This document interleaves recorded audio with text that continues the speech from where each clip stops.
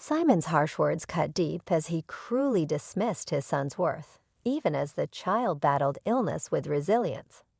Rachel, standing beside him, callously laughed at the scene. Witnessing their heartlessness, I made a firm decision to sever ties with them for good. "If you both feel that way, that is his grandmother, I will adopt him," I declared firmly. "Go ahead," Rachel retorted dismissively. "It's not like he has much time left anyway. Just don't come to us begging for money when it's time for his funeral, all right?" She chuckled loudly, her words devoid of compassion. Those heartless words stoked a fire of anger within me. "From now on, we are strangers. Do not contact me again." "Understood. Goodbye," I said with finality. I had received crucial information about my grandson Maxim's condition from the doctor, yet I chose to cut ties without informing Simon and Rachel. When they eventually learn the truth, I am certain they will rue their callous actions. As I held Maxim close, I knew they would come to regret their behavior deeply. My name is Emily. I'm 63 years old and a housewife. My husband passed away 7 years ago, and now I live alone. It was lonely at first, but I've gotten used to it.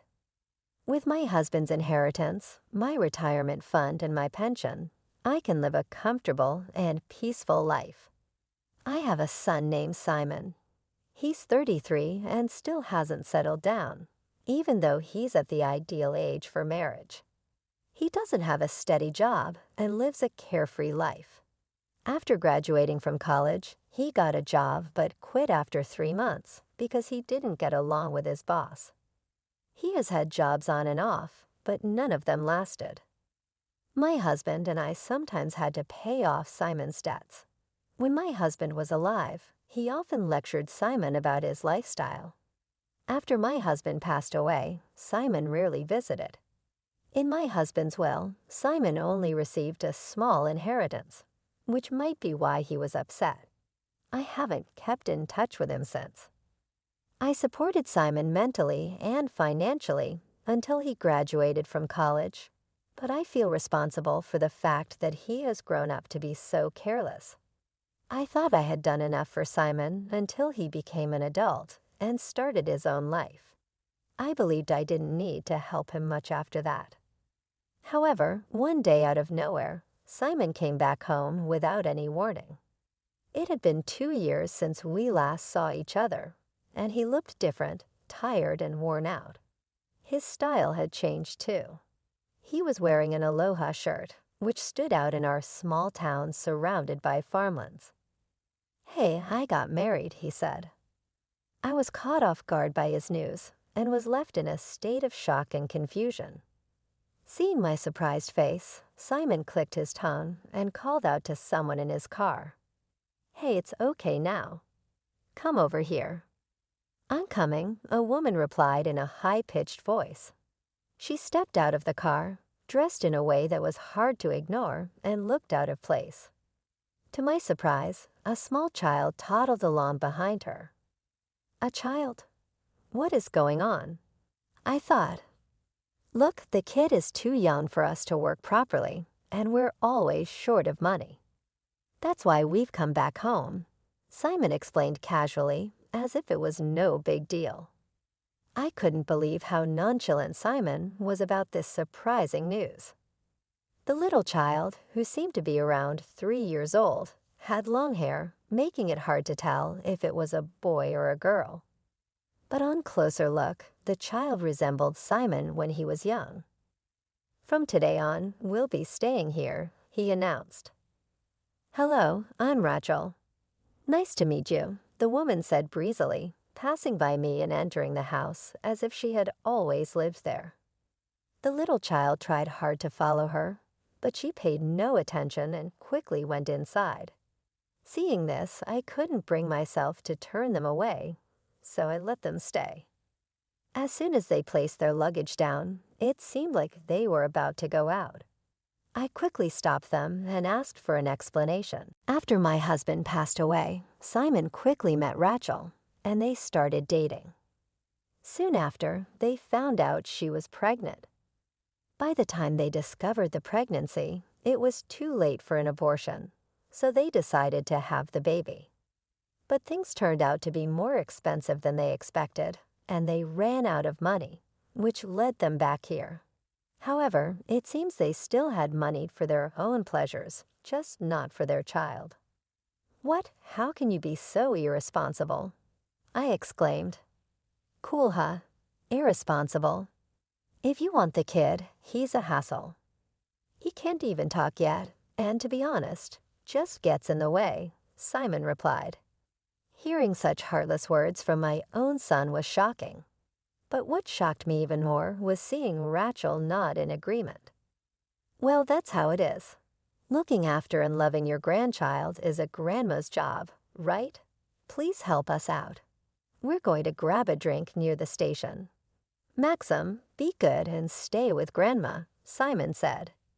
Despite my attempts to stop them, they quickly left, ignoring everything I had to say. The station is about a 15-minute drive from our house, definitely not walking distance. Considering it's a rural area, I wasn't even sure if taxis were available. And even if they were, would Simon and Rachel use one to come back? "Hey, Maxim," I called out tentatively to my grandson. He responded with a bright, adorable smile. A smile that reminded me so much of young Simon. Seeing his smile made me smile back, though it felt like my heart was being squeezed. Such a precious smile. I knew I had to protect him from now on. Seeing Maxim's innocent smile, I made a vow in my heart to do so. During our time living together, Maxim picked up household rules quickly. He was a very bright and great child. By the time he turned 3, he could speak very well, even better than most children his age. I couldn't help but adore him. As for my eldest son and his wife, they consistently ignored Maxim, treating him like a nuisance. They had no intention of working and contributed nothing to the household expenses. They would go out drinking every day and sometimes wouldn't return for several days. This bizarre situation had become normal for Maxim, and it seemed like he cautiously observed their moves to avoid getting close to them. I couldn't stand it any longer and spoke to Rachel. "Could you spend a little more time with Maxim? After all, you are his mother." "What? Why are you saying this? I'm busy, you know. You're the one taking care of him, right?" she said without even looking at me, busy with her manicure.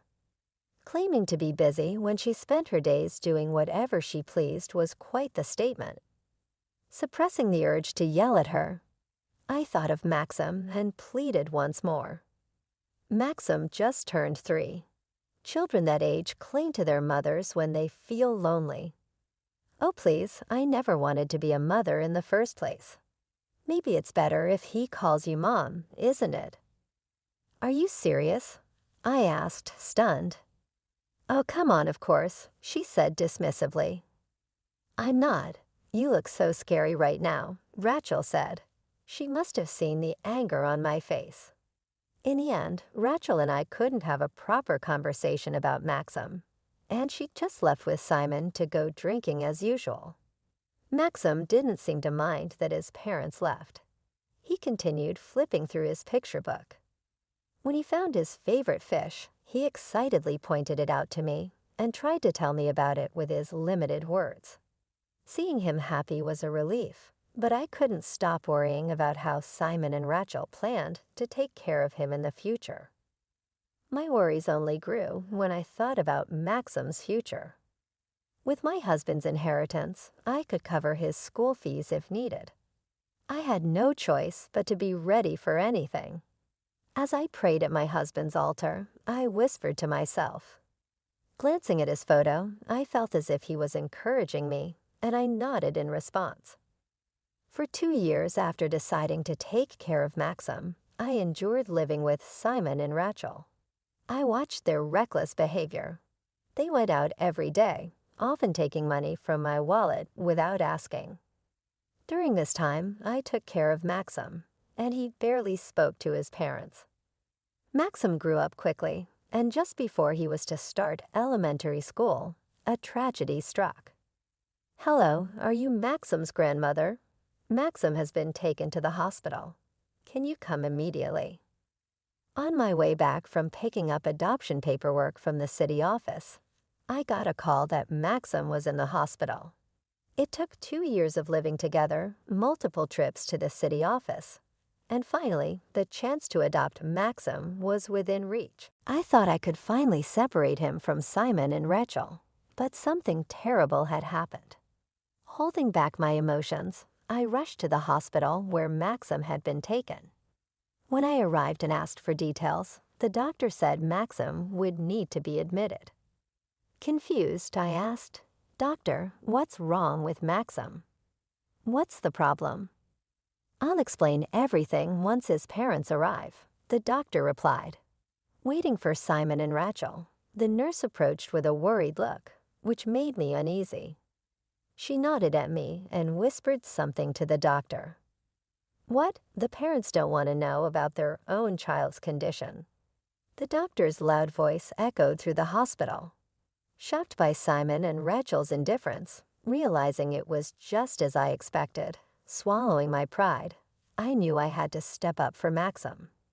I explained our family situation to the doctor. At first, she seemed doubtful, but after seeing the detailed records, I kept on realizing that Maxim's biological parents weren't coming. She believed me and explained Maxim's condition. "Ma'am, about Maxim's condition, please stay calm. The test results show cancer in his kidneys." "What? Cancer? This can't be," I said in shock, falling from the chair I was sitting on. The pain from the fall was nothing compared to the shock of hearing that my 5-year-old grandson had cancer. The nurse helped me get up, and the doctor continued speaking. "Fortunately, there's no sign that the cancer has spread. With immediate surgery, we can save his life." "Really? If he undergoes the surgery, will he be saved?" I asked. "Yes, however, we need the parents' consent for the operation. The cancer could progress quickly, so ideally, we'd like to operate as soon as possible after explaining this to the parents." Hearing this, I felt lost. I couldn't imagine Simon and Rachel showing any concern for Maxim. As I thought about what to do, I decided to visit Maxim's room first. There I saw something I couldn't have imagined. "Hey, I heard you have cancer. The doctor was talking to your grandma in another room. Your life's in danger, and if you keep trying to live, it'll cost us more money. So do us a favor," Simon said, his voice full of disdain. Hearing these heartless words made my rage build inside me, but Maxim, looking at his parents, had a somewhat cold and mature look in his eyes that seemed far beyond his 5 years. His parents seemed taken aback, but soon started laughing again. "Really, you're such an expensive kid," Simon said mockingly. "What are you saying? You two are the ones wasting money." I burst into the room, unable to hold back any longer. Simon looked surprised, but quickly turned to Maxim and continued mocking him. "We don't need such an expensive child like you," he said cruelly to his own son, who was bravely facing his illness. Besides Simon, Rachel was laughing hysterically. Seeing their outrageous behavior, I decided to cut ties with them forever. "If that's how you feel, I, as his grandmother, will adopt him." "Go ahead," Rachel said dismissively. "He won't live long anyway. Just don't ask us for money for the funeral." She laughed loudly. Hearing this, an indescribable rage surged within me. "From now on, we are strangers. Don't ever contact me again. Got it? Goodbye." The doctor told me about my grandson Maxim's health condition, but I didn't share it with my eldest son and his wife. Instead, I decided to cut ties with them. When they find out the truth, I'm sure they will regret their choices. As I gently hugged Maxim, I had a strong feeling that they would regret what they had done. I told Maxim about his cancer and the upcoming surgery. I reassured him not to worry about the cost and asked him to go through with the operation. "Maxim, I want you to live. I know the surgery might be scary, but you will recover. I'll be right here with you. Grandma, if you're with me, I'm not afraid of anything. I'll go through the surgery and treatment, I promise," Maxim replied. Seeing Maxim trying to smile and not to worry me even after hearing such harsh words from his own parents, I hugged him tightly. I also told him about the adoption process I had been preparing. Maxim seemed a bit worried at first, but eventually accepted it. That night, I discussed the adoption with my eldest son and his wife, who were drinking at home. They always said they didn't want a child because of the costs and didn't really care about Maxim. To make them leave my house, I offered them a significant amount of money to stay away from us forever. Without any hesitation, they signed the adoption papers and showed no signs of regret or attachment to Maxim. They looked happy about getting the money and quickly left the house. During the talk, they didn't even glance at or speak a word to Maxim, who was sick. Their lack of responsibility as parents saddened me, but I was relieved that one source of pain for Maxim was now gone. Soon after, Maxim had the surgery, which thankfully was successful. Being young, he recovered quickly and was soon ready to be discharged. "Doctor, thank you so much," I said. "Congratulations on your discharge," the doctor replied. "I'm glad. If you ever feel something's wrong, come see me right away." "Yes, understood," Maxim responded. During his stay at the hospital, Maxim grew close to the doctor and hugged him in gratitude. Once back home, Maxim lay down on his bed and said, "Grandma, thank you so much for letting me have the surgery." "Oh, don't mention it. I'm your parent now, and it's what parents should do. You must be tired today. Get some good rest, okay?" "I'll take a short nap," Maxim said, quickly falling into a deep sleep and snoring lightly. Not long after, I received a call from the hospital. Oh no, did I leave something at the hospital? I thought, answering the phone quickly. "Hello, sorry for the sudden call. Actually, someone from a TV station came to the hospital, and they really wanted to meet Maxim." "A person from a TV station? Why Maxim?"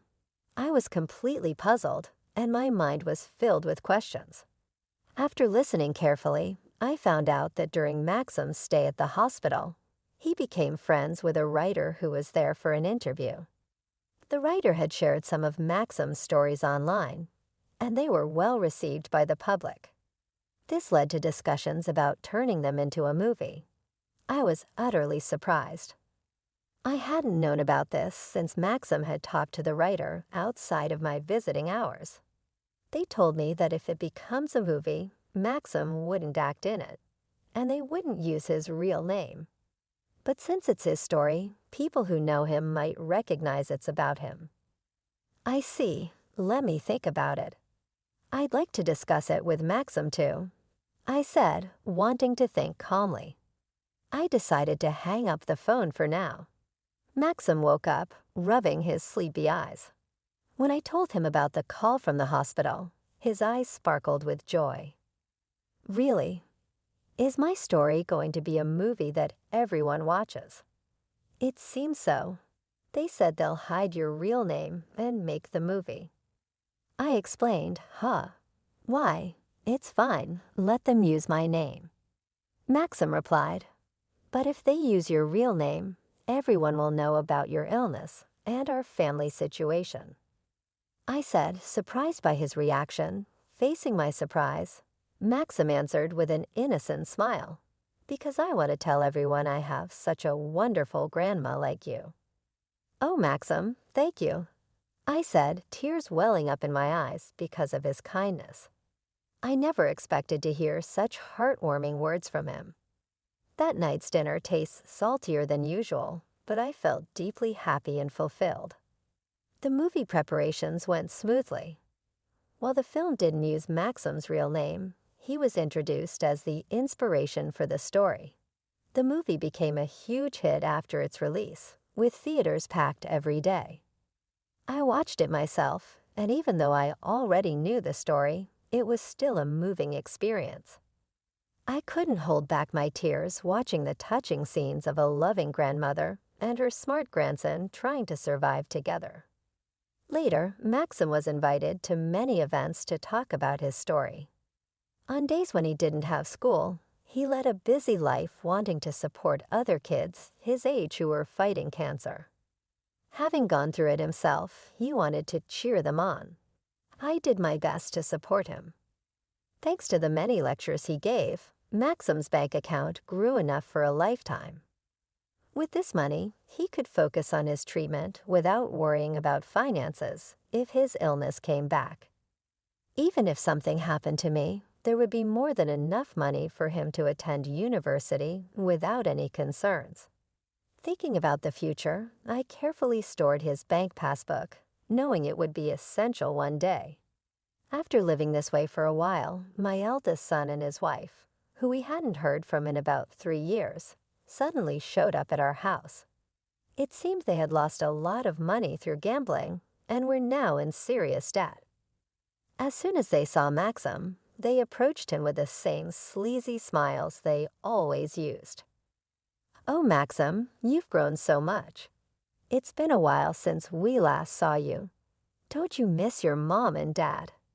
Exactly, we took care of you when you were a baby. Don't you think you owe us?" Rachel added. Despite abandoning Maxim as soon as they found out about his illness, my eldest son and his wife were still as selfish as ever. Facing them, Maxim gave them a cold look and said, "Who are you?" At his unexpected words, both Simon and Rachel were taken aback, their mouths tightening. Trying not to laugh at their reactions, I stepped between them and Maxim to continue the conversation.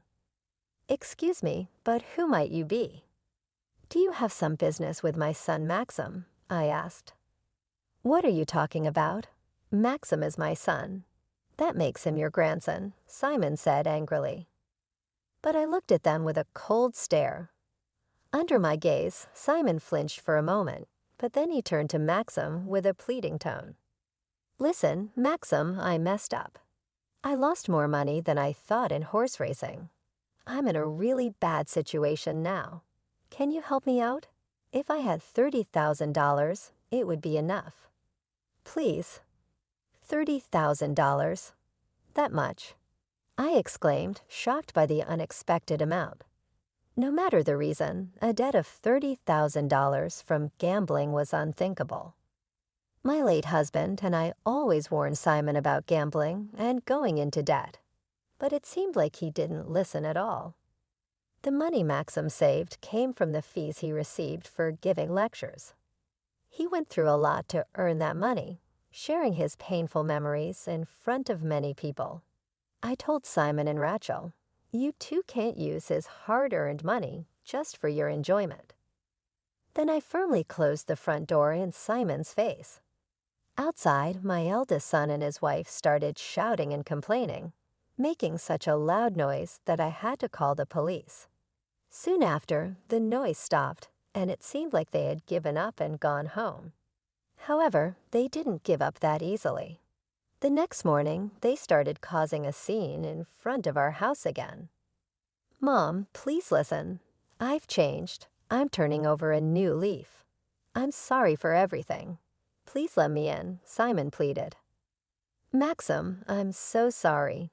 From now on, I'll be with you and take care of you properly. So please let me in," Rachel added. They kept knocking on the front door early in the morning, annoying the whole neighborhood. Despite their constant noise, Maxim calmly continued his breakfast inside. Eventually, he went to the entrance, but I didn't hear the door unlock. Curious, I quietly checked what was happening. Instead of opening the door, Maxim was watching them from a small window near the entrance. They kept knocking, unaware of his gaze. Maxim then made a proposal. "All right, I'll give you a few questions. If you answer even one correctly, we can live together." Really, just like that. Despite everything, you're still a kid at heart, aren't you? What's the question? I'll answer anything, Simon replied, sounding relieved and cheerful. After a brief pause, Maxim asked the first question. First question, tell me my favorite and least favorite foods. Hey Rachel, you should know this, right? Simon stammered, clearly clueless. Rachel, trying to help, thought for a moment and answered confidently. Any mother would know that your favorites are pudding and chiffon cake. And you hate bell peppers, don't you? Hearing their answer, it was clear they didn't know Maxim at all. I sighed quietly without them noticing, feeling a mix of sadness and frustration. Maxim looked down at the couple from the window and asked, "Are you sure that's your final answer?" Of course. It's unthinkable for a mother not to know her own son's likes and dislikes, Rachel said confidently from outside. She seemed certain about her answer. Hearing this, Maxim laughed heartily. The couple, not expecting to be laughed at, were probably flustered. After a good laugh, Maxim, now calm, replied to Rachel, "That's wrong." What a shame. What? You always looked so happy when there were cakes, didn't you? Rachel insisted. That was Dad's favorite, not mine. I used to have an egg allergy, so I don't eat things like pudding or cakes with eggs. I love the egg-free cakes Grandma makes, and I hate whipped cream, but I absolutely love bell peppers. Is that true? Rachel asked, shocked. Before coming to my house, Maxim was only given cheap instant porridges and slices of bread. I often wondered how he managed to stay healthy with such a poor diet. The reason Maxim didn't get sick was largely because of the meals he got at daycare. The principal noticed his diet was lacking and provided allergy-friendly meals, carefully monitoring his health. When she warned Rachel about her poor parenting and threatened to report her to child services, Rachel decided to stop sending Maxim to daycare and moved in with me. Hey, how long do you think we've been apart? How would I know what you like now? Rachel said, frustrated. That next question, what is my birthday? Maxim asked. Your birthday? Rachel and Simon looked confused. Maxim's birthday was actually today. Normally, a parent wouldn't forget their child's birthday, especially a mother. But despite this simple question, the couple showed no sign of knowing the answer. Why aren't you answering? It's such an easy question, isn't it? Maxim asked. Oh, of course, I know that, right, Simon? Rachel said, turning to Simon. Yes, of course, I know that, Simon replied in a panicked voice, but it was clear they didn't know the answer. If you don't know, you should just admit it, Maxim said. Even after waiting for about 10 minutes, they still didn't answer. Maxim muttered under his breath, and his sad expression showed that he was hurt that his own parents didn't remember his birthday. My heart ached for him. No, wait, I just had a brain fart. Of course, I know your birthday. Rachel tried to cover up her mistake. I know it, Rachel said. You just caught me off guard. It slipped my mind. Can you give me a hint? She asked, trying to cover up. In response to their silly excuses, Maxim laughed out loud, but I could see tears forming in his eyes. Feeling bad for Maxim, I quietly moved closer and held his hand. He was surprised to see me, but he nodded, wiped away his tears, and looked straight at his parents. Hey, real parents remember their child's birthday without needing hints. I've never been celebrated by you two, so I expected this, Maxim said. What? After all I did to give birth to you, and this is how you repay me? You should be grateful. Rachel snapped back, starting to get angry. Maxim gave her a cold look, and she went quiet. Well, here's the last question. It's an easy one, Maxim said. I was diagnosed with cancer and treated at a hospital. Which organ was affected? This was a question any parent should easily answer, especially since Maxim's illness had been on TV for several days. But their responses were unexpected. "Wasn't it the heart?" Simon asked. "No, it was the stomach, right?" Rachel added. I was so shocked I leaned back and looked up at the ceiling. Despite Maxim's story being a hot topic, my son and his wife showed they had no interest in him at all. Hearing this, Maxim must have thought, I never expected it to be this bad. I felt sorry for him, but to my surprise, he started laughing. "Thanks, I get it now." "It's worse than I thought," Maxim said. "What? Did we miss something?" Rachel asked, puzzled by Maxim's reaction. Maxim smiled, but his eyes were not smiling. "It was kidney cancer. You claim to be my family, but you know nothing about me. The only one I consider my family is Grandma Emily." "Shouldn't you be grateful I gave birth to you?" Rachel asked, still angry. "That's the point. To me, the only one I can call a parent is Grandma Emily," Maxim said. "Oh, looks like my ride's here. Please don't bother coming here again." Maxim left them with those words and closed the window with a bang. Outside, my son and his wife were shouting in anger, but when the police arrived and warned them, they immediately stopped, and everything went quiet. I was worried that Maxim might have been hurt by this, but he looked relieved and smiled at me.